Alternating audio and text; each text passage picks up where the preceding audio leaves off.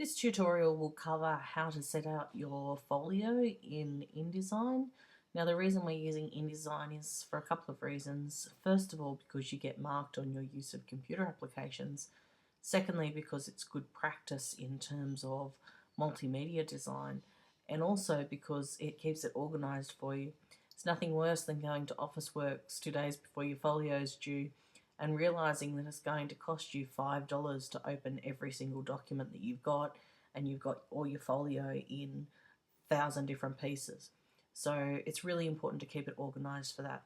So what we're going to do is we're going to create a new document here. I'm going to decide now whether I want it to be A4 or A3, and I'm going to set that. Make sure that it's not letter or legal, because these are American standards, not Australian ones. So I'm going to print an A4 format, and I'm going to make sure that it's portrait. You can do landscape if you wish, but for my preference, I'm going to use portrait. The one thing that I probably should have done, however, is if I go back to document setup here, I actually don't want facing pages, because my facing pages, if you think about it, when you bind your book, you're not actually probably going to print double-sided. So we're going to take out facing pages for that.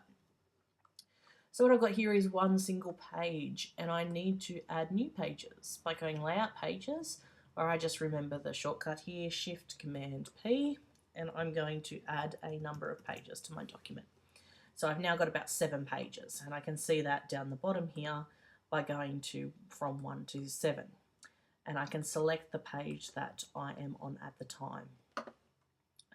Now what I want to do is I actually want to set out my document a little bit better than this. So I'm going to choose just a simple format to make my document look a little bit better, and change the color. Beautiful.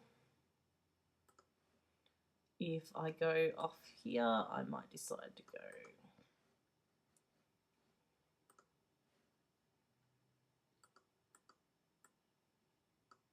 and make different colors here. Okay, now I'm going to copy this and paste it down the bottom, because I want some balance in my page. And a couple of things that I need to do is include my student number on every page. 2073. And we'll do page numbers in a second. Now, what I've got now is a beautiful looking format for my portfolio, but I want it on every page. Now I could go through and copy and paste this onto every page, but that would be a huge pain when you start to get to 100 or so pages.